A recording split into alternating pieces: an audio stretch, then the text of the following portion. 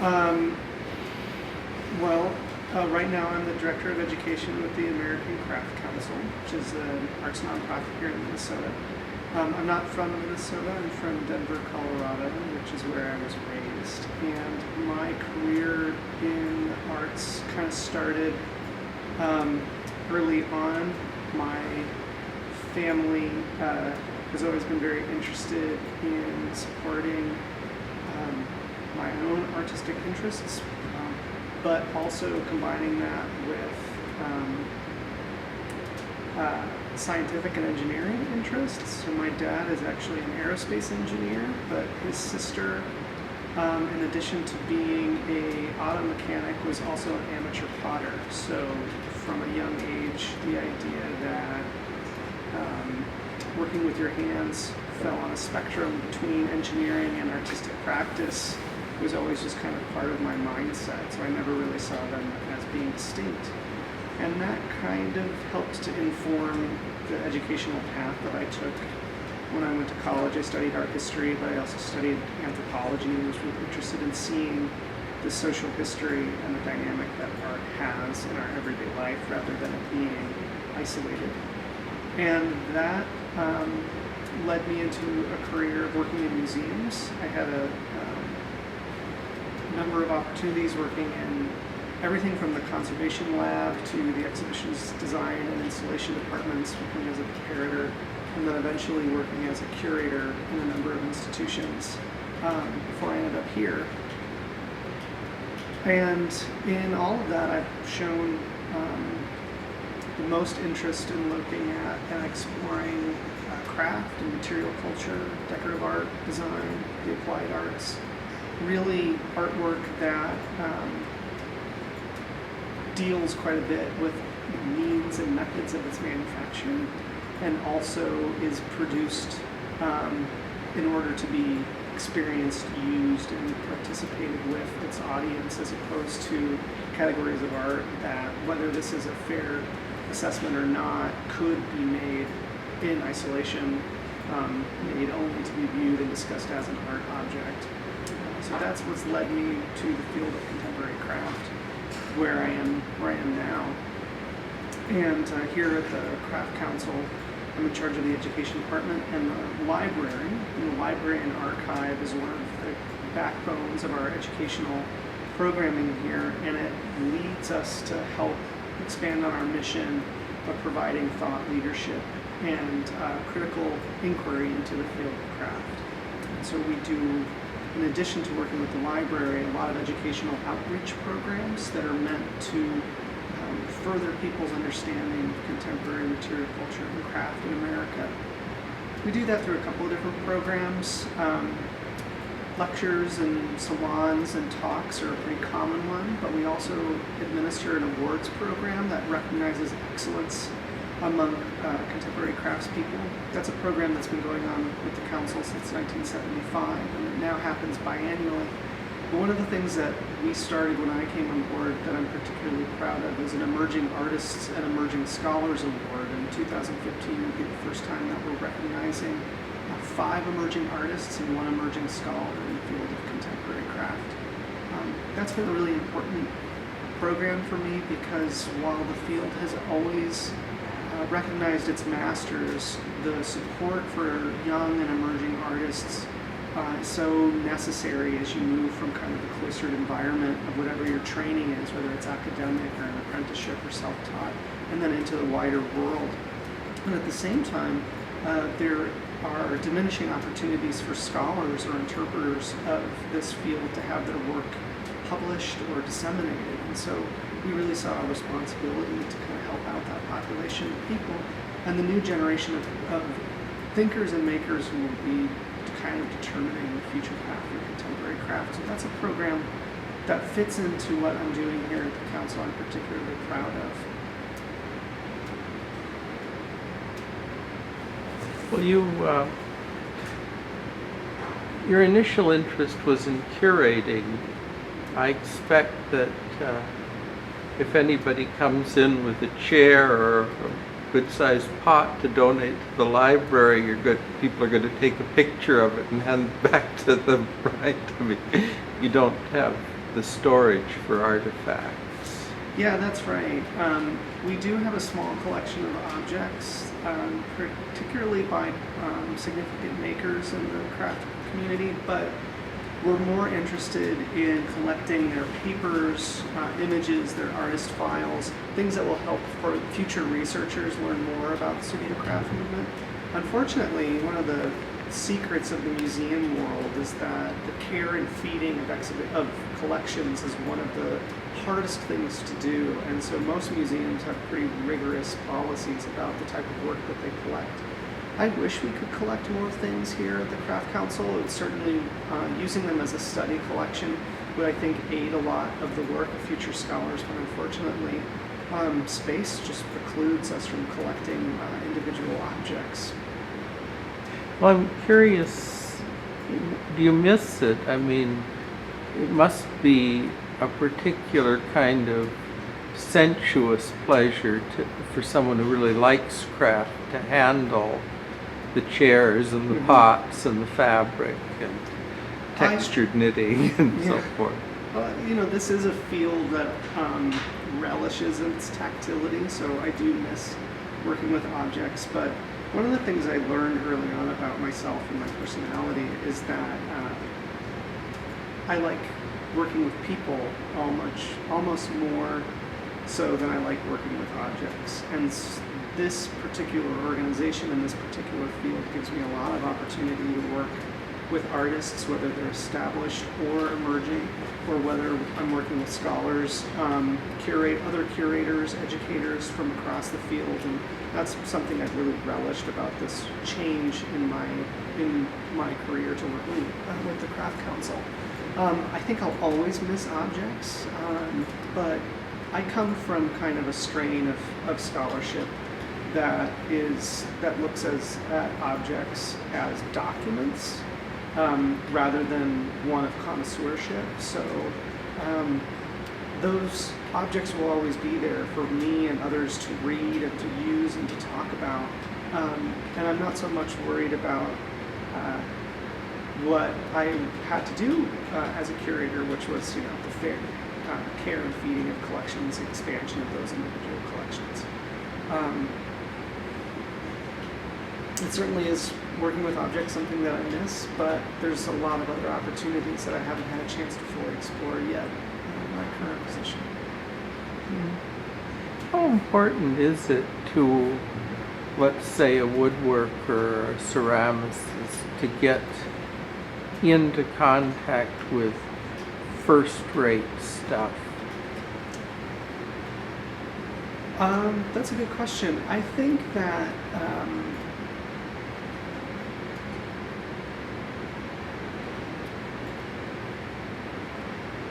people who are artists, people who are making things, there's a constant, you never learn a skill and then, like a book, put it on your shelf to be referenced later. Your skills are constantly evolving, they're constantly shifting as you employ them, as your work changes, as your own life changes and your own skills and abilities adapt. So the opportunity to get into really intimate relationship with the objects that other people have made, and then understanding how they were made or the techniques or the materials that went into them, becomes something that is further educational for your own career. I think that's true for people who don't make things too. I think that in our modern society, we've become particularly divorced from the means of making of all the things that we surround ourselves with.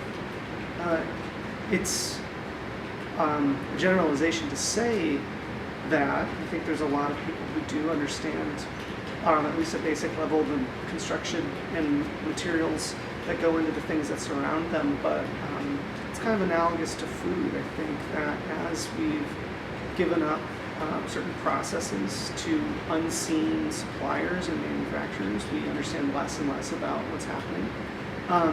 And I think it's really important, whether you make something or just use the things around you, to have a basic understanding of how things are actually made, how they come together.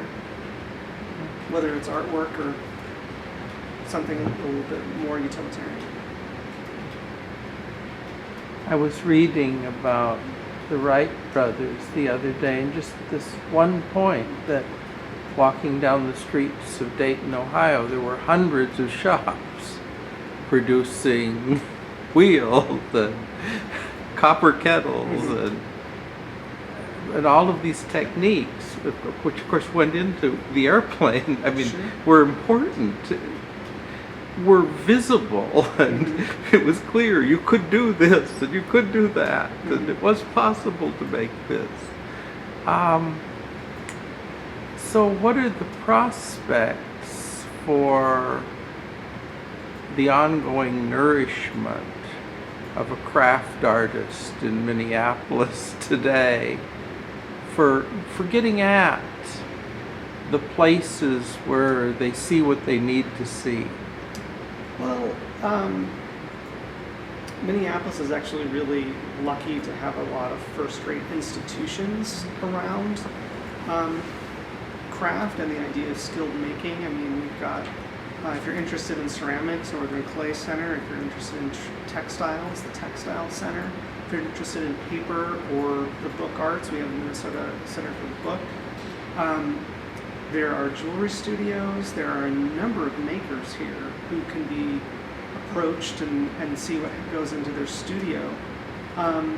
But as we've shifted from a production society to a consumer society, we do have lost an opportunity to see how a lot of things are actually produced.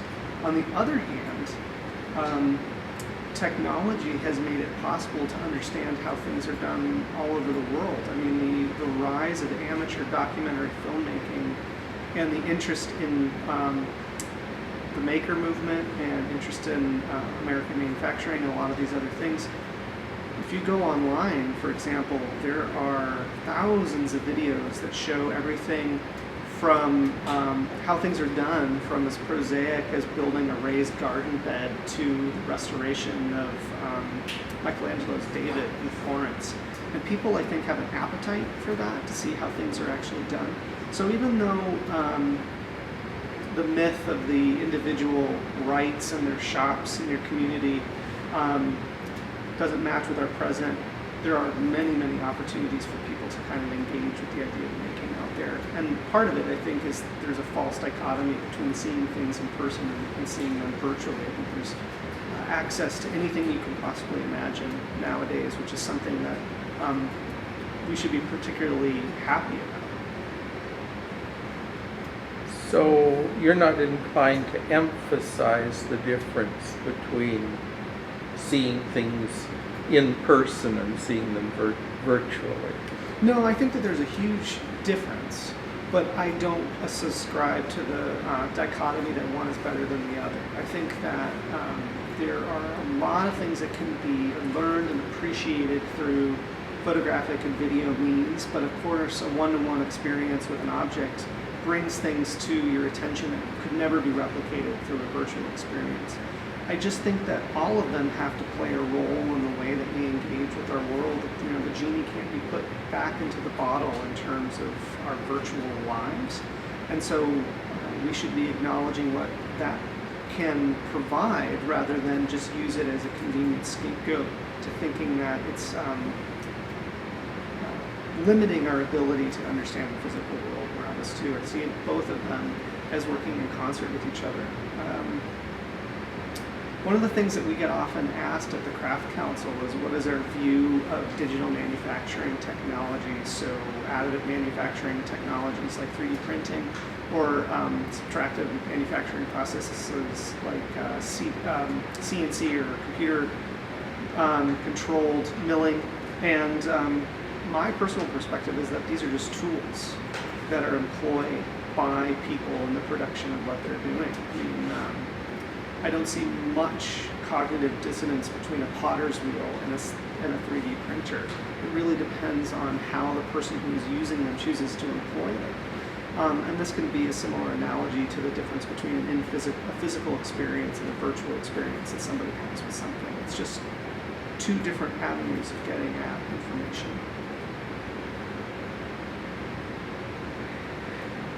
So, what are you trying to do as an education director at a major resource having to do with craft. I'm thinking in particular, what do you see yourself doing as a resource for those whose primary role will be appreciating things, or perhaps consuming them, perhaps buying art? What's your emphasis? Well, the mission of our organization is to champion craft, and one of the ways that we do that is by trying to foster an appreciation and understanding of craft among a broader public, creating a greater proportion of the public that understands and appreciates the handmade. And that includes a variety of different things. So I see our role in the field is one internally of preservation, of interpretation, of scholarship, and making sure that there are resources for the future. But on the other hand, it's one of outreach, of trying to share the stories, share the importance, share the value of the people who are involved with this and the objects and the products that they create, so that people in the general public have a greater understanding of this field and the community. So, how's that working out? Well, I mean, I think that we've seen over the last decade a huge resurgence in interest in the handmade, and that manifests itself in various ways. You've got the do-it-yourself culture. You've got Etsy providing a very visible platform for people to make and disseminate their products that they make on their own. There are television shows now that are everything from cooking to furniture making to fashion, that all emphasize the process and the act of making itself. So there is this interest and appetite. I think some people have shown that, or have argued that this interest is analogous to the rise in digital culture, that as we spend more and more time in front of screens or on computers in the day-to-day passing of our work and our lives, that there is a commensurate interest in physical forms and doing things with one's hands, or appreciating what other people do. And that may be true, but it provides us an opportunity, I think, to connect with more people and to talk about the value of doing things by hand and the value that it gives to people's individual lives, and then also the character and value that it provides to a culture at large and to the community. We're one of many nonprofit institutions that are communicating that message to the public. Museums do it, schools do it, other institutions that teach the skills of craft do it as well. And so we're just part of a mosaic of voices that are communicating the value of this to the field at large. But, we compete with a lot of other voices that don't necessarily celebrate the handmade, and that's okay. It's just one of many different sides of the coin. Do you make things yourself? I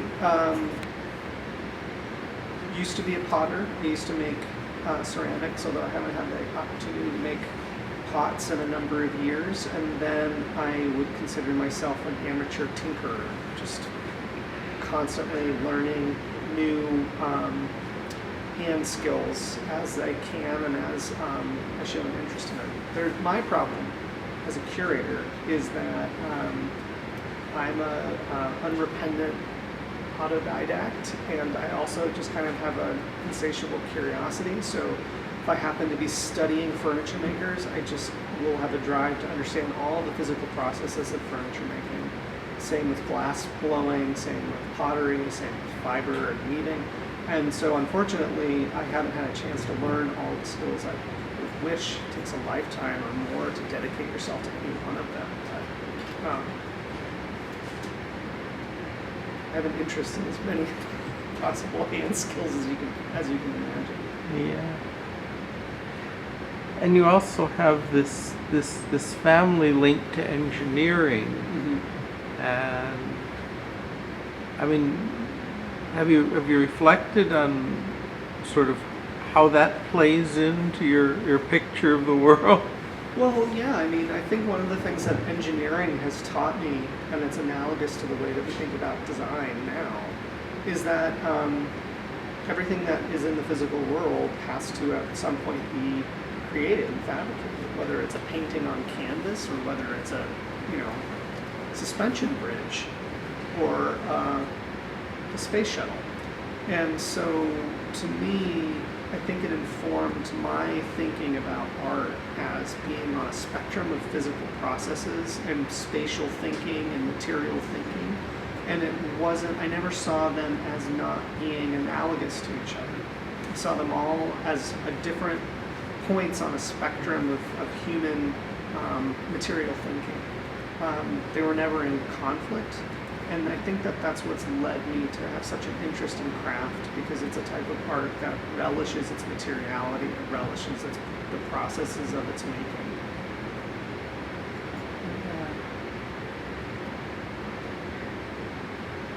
I had the experience recently of being confirmation sponsor for a person who wanted to be an engineer.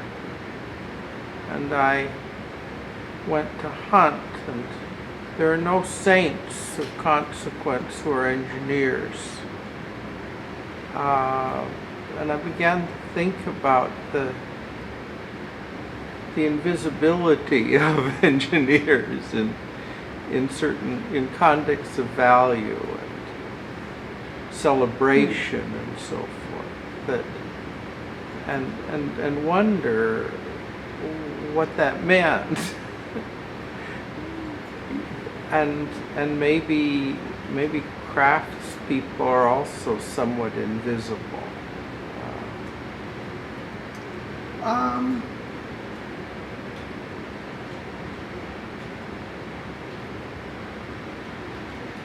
I don't know. I think that's a good question. Thinking about saints, I mean, the only thing I could think of, and I can't even think of the saint's name, but when saints were ascribed to be the patrons of various trades, it was, blacksmithing. And I think you could argue that blacksmithing is the genesis of modern engineering, just as it is the genesis of modern artists who work in metals. I mean, it's chemistry, it's material science, it's aesthetics, it's engineering, it's all those different things, but wrought in the technology of a forge and in metals and alloys. So I think it's just a matter of understanding the common root that these things have together. But to your question about, if they're invisible,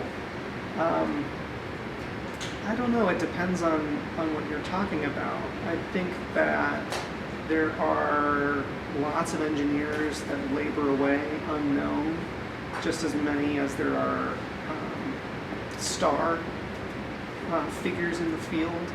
I think that's true of art, I think that's true of craft, I think that's true of music, I think that's true of anything. I think that there's a lot of people who humbly labor away at their life's work, and then every now and again certain people through luck or accident or circumstance happen to rise to the level of a celebrity in that particular field. Some years ago in Minnesota, the Minnesota Humanities Commission spun off an organization called the Center for Arts Criticism.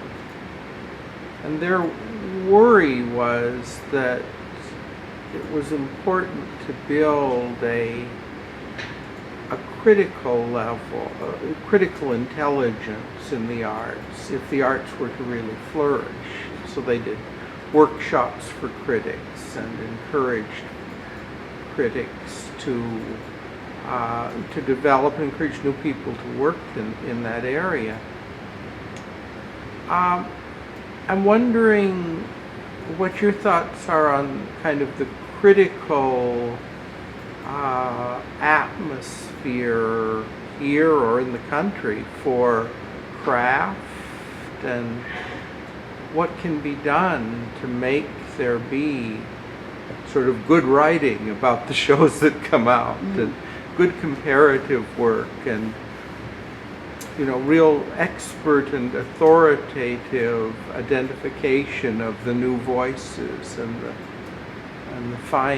the really fine stuff that's being produced. Well, I think the issue of criticism is one that's prescient for craft, because craft has for a very long time not had the same amount of rigor in its criticism that other fields of the arts have had. But nonetheless, I think we are kind of coming up on a moment where there is this self-induced crisis of criticism, and that is the idea now that as all of these new technologies have allowed people to disseminate their perspective and their voice, blogs, websites, self-publishing, that everybody now has the opportunity to have their voice disseminated, and so that kind of has drowned out the idea of opportunities for real abject criticism. I'm not sure I agree or think that it's as cut and dry as that, but I do think that as we think about a cultural and public appreciation for the people who are making things, the artists themselves, that's why that Emerging Voices Award I mentioned that I'm so proud of also includes an award for recognizing an emerging scholar, because I think that part of what's needed for sustainable cultural appreciation are the people who in the field are the critical voices, who do take a moment to inquire, to critique, and I don't mean that in terms of the common misconception of criticism is that it's meant to denounce or deny or degrade the thing that is being criticized. Really, it's just sustained and critical looking and thinking. You're trying to think about and understand something harder than a casual approach to something would be. And so we need that. We need a sustained amount of thinking about what's happening in our culture, artistically, scientifically, culturally. We need people to be asking questions, to be thinking. I'm not going to stick my neck out by saying what type of criticism is needed, whether it's formalist, whether it's Marxist, whether it's social criticism, what are those different types and schools of criticism might be, but I do think that it's extremely valuable for there to be some sort of criticism to maintain that momentum for engagement in our culture. I mean, if you even if you're just an armchair critic of movies, you need to have a thought process behind the criticism that you make, even if your only audience is your friends over a cup of coffee talking about the movies you saw over the weekend. You need to develop your own framework for your own critical inquiry. And for the shows that the American Craft Council does here and in the other cities, will there be that kind of commentary? Well, those shows, the shows that the American Craft Council produces are marketplaces for craftspeople to exhibit and sell their work directly to the consumer. And so the process there of criticism really revolves around the idea of the jury. They're juried marketplaces. So we rely on critical thinking on the part of people who serve on the juries to say, this is important work, this is valuable work, and this is expertly crafted work, to even determine admission into the shows. And then, once it's out into the public, it's reliant on other people to say, to again evaluate, is this interesting work? Is this valuable work? Is this significant work? And so it happens on a number of different levels. I will say that a marketplace is different than an exhibition. A marketplace is different in its intent and its impact than even an exhibition in a gallery, and then certainly something that would happen in a museum. They have different aims and objectives, from economic opportunity on the part of the artists all the way up to major scholarship and interpretation by an institution that might be staging it. So all of these things happen on a spectrum, I think, in terms of presenting this as culturally appropriate work. If you continue in this position with this institution over a longer period, a decade or two, let's say, do you have visions or dreams for where you'd like to take this job? Well,